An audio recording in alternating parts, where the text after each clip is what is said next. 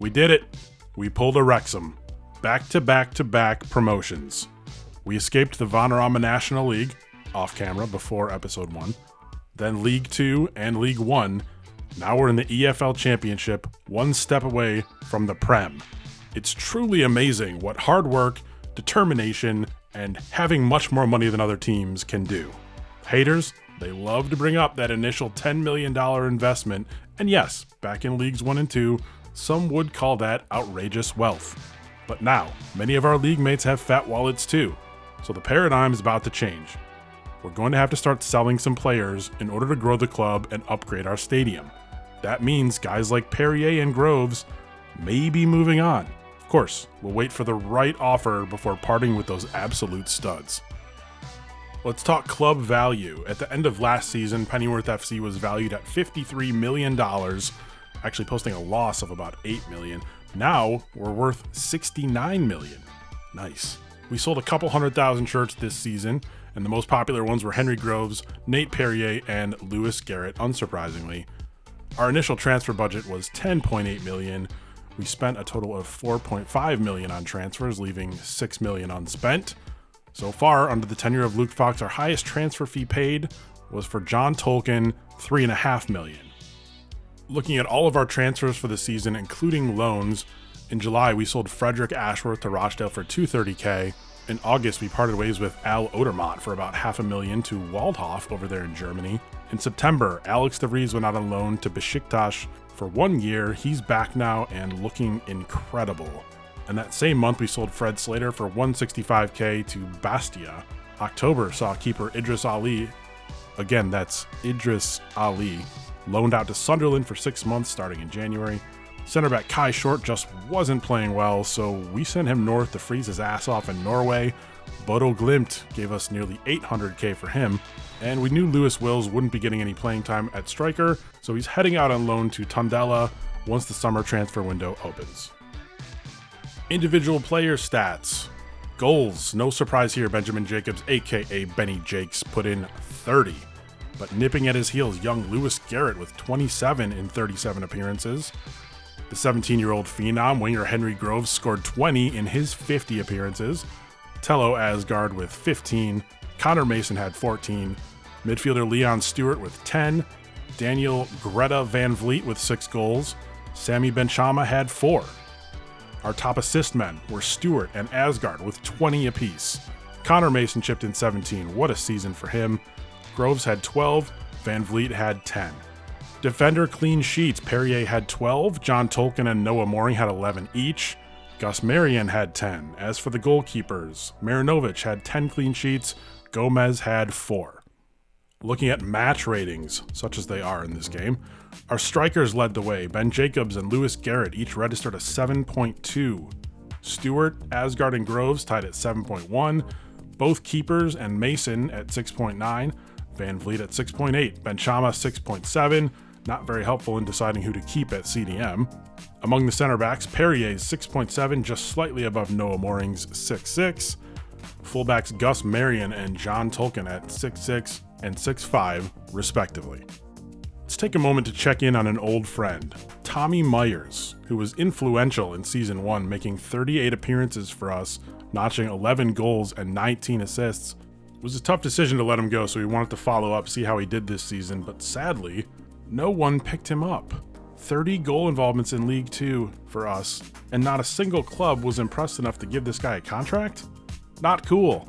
Tommy's a great teammate. Someone needs to pick him up. Okay, let's run through the squad, talk about who's staying and who's going. There are several players whose contracts have run down. It's time to wish them well as they depart.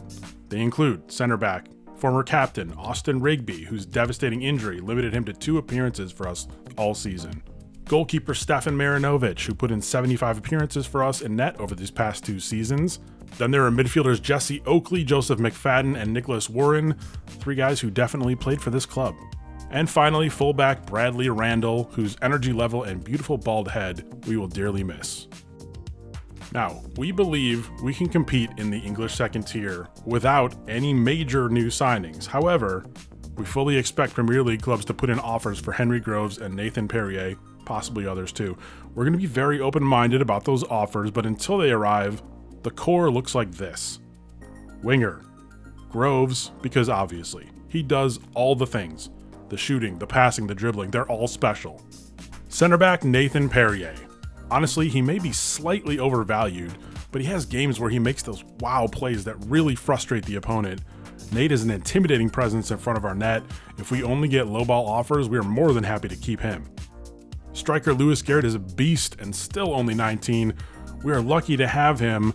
However, the talent level of Alexander De Vries cannot be ignored. He's a year younger than Garrett and already rated a 73 after his year on loan in Turkey. There's a chance he takes the top striker role or at least forces a timeshare.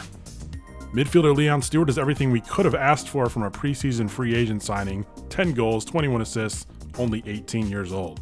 Stewart's midfield partner, the Jazzman, Tello Telonius Asgard, had a phenomenal season at age 21. He's got a knack for taking over games, and he hasn't yet reached his full potential. We have 3 very nice options at central defensive midfielder. Sami Benchama missed time due to injury but scored one of the biggest goals in club history, getting us off to a 1-0 start in that promotion playoff final at Wembley.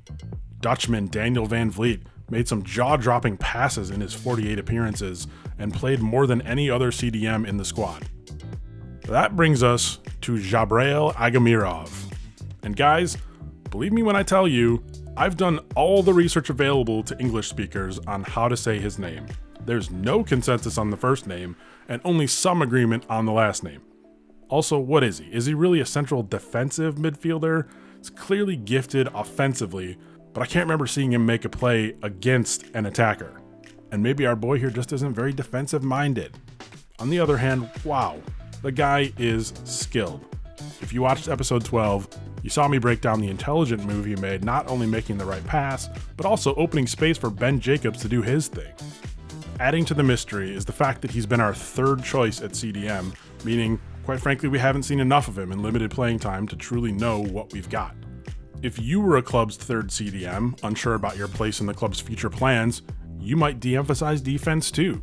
You probably want to make the biggest impact possible by racking up goal involvements in order to stand out. Jabrail Agamirov, who exactly are you, sir? And more importantly, is it worth it for me to continue feeling like I'm screwing up your name every time I say it? Okay, let's refocus. At fullback, we see John Tolkien sticking around. His match ratings weren't great, but he had a knack for timely big plays. We like that. Gus Marion's only rated a 66, but was higher rated than Tolkien this season. We got no plans to move him. Nate Perrier's partner in crime at center back, German Noah Mooring, quietly put in strong work after Rigby went down, and he's only 17. Christian Gomez enters the offseason as our top choice goalkeeper. We believe his ceiling is higher than he showed this season, but we plan to bring in someone new to compete with him. Then there are some fringe guys. Jonathan Nicholson appeared 19 times, but mostly as a sub. Scouts say his potential is very high, but he's only rated a 59 right now. Jonathan's a candidate to go out on loan. Jared Collins did not impress at center back in his 11 appearances. Seems kind of like a squad guy.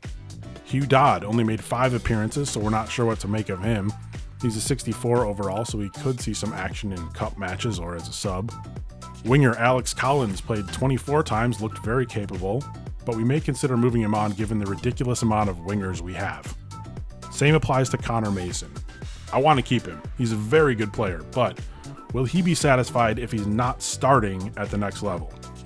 16-year-old Patrick Bohr looks really good, but we only saw him in 9 games. Alexander Schulte made his senior squad debut this season, but only played 7 times. Coaches say his potential is off the charts. Did you forget about Marius Lecoq? We're likely to sell him to make room for our top youth prospect, who we'll talk about in a minute. Finally, Jack Peake. He still has a year in his contract at age 28. Jack has always put in a strong effort for Pennyworth FC, but he lost his starting job and complained to the media about limited playing time, so we'll find him a new home as soon as possible. The Youth Academy is loaded with talent, including 2 kiddos with a ceiling of 94. Maddie Parker is a big CDM from the US, and German Hauke Halsell is a winger with good size, kind of in the Tello Asgard mold. There are quite a few players here with low end potential in the 80s. That's a good sign. Most of these guys will be loaned out, but if I had to guess, I'd say Halzel will see action in a Pennyworth kit sooner than later. Let's do some awards. Starting with the goal of the season, there are 6 candidates. Number 1 versus Cheltenham, the free kick of destiny. Mason to Garrett to Groves. Is this a double volley? What do you even call this? Incredible. Number 2 from the playoff final versus Oxford, the promotion winning header, Benjamin Jacobs with the most important goal in club history on the biggest stage. Number 3 against Shrewsbury, Dan Van's header from the spot. Our CDM paying off a beautifully curved cross from Alex Collins. Number 4 against Lincoln City, it's Asgard to Mason. This is the one where everything had to go right. The cross itself, the Lincoln center back whiffing on it, Leon Stewart ducking out of the way, and Mason finishing strong. Number 5 at Burton Albion, Benjamin Jacobs with the bullet of a header. And finally, number 6 in the rematch versus Lincoln City, Lewis Garrett's bar down. Sheer power and accuracy here. And the winner, of course, is the free kick of destiny. Wasn't even close. I still can't believe this goal. What in the world? Maybe I just haven't watched enough football. I've never seen this. This isn't normal, right? If you disagree with this choice, leave a comment below telling me why I'm wrong. The club's handing out 2 individual awards, starting with most valuable player. Everyone on the team voted, and this might be a bit of a surprise. Yes, Benjamin Jacobs led us in goals, and true, Henry Groves broke out in a big way, and Lewis Garrett was awesome. But it's Tello Asgard who was chosen by his comrades as the guy they couldn't have done without. Tello scored 15 times, tied for the team lead in assists with 21, and tied for the most clean sheets with 13. He earned a 7.1 rating in 50 appearances, and most importantly, he sacrificed for the team. When Henry Groves was struggling and Luke decided to move him to the wing, Tello willingly moved to central midfielder, playing out of position for months. It paid off for everyone involved. Our second individual award, Breakout Player of the Season, Henry freaking Groves. He gets it by 1 vote over 19-year-old Lewis Garrett, who, full marks, scored 27 times this season. But King Henry here logged 50 appearances with 20 goals and 12 assists, all at the age of 17. Holy Toledo. Here's who won what in other leagues around the world, starting with League One, in which we didn't actually win, but rather secured the 3rd promotion spot. Hull City won it, and Derby County came 2nd, so they'll both be joining us in the championship.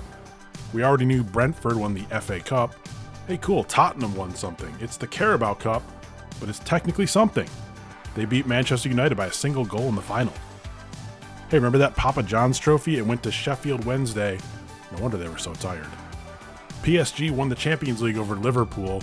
Man, 2 finals for Liverpool and 2 losses. Europa League goes to Barcelona. That just sounds wrong. What in the world are they doing in the Europa League? If you were feeling sad for Liverpool, dry your eyes, because they're Premier League champions, 8 points clear of United and 10 clear of City. Crystal Palace, Sheffield United, and Fulham relegated to the championship, while Newcastle and Burnley earn automatic promotion to the Premier League. And yes, folks, I agree. It's very weird that Newcastle was in the championship. I guess that Saudi money took a minute to kick in. Real Madrid win La Liga. Everyone's super happy for them. PSG won the French top flight, shocker. Bayern Munich ruled Germany.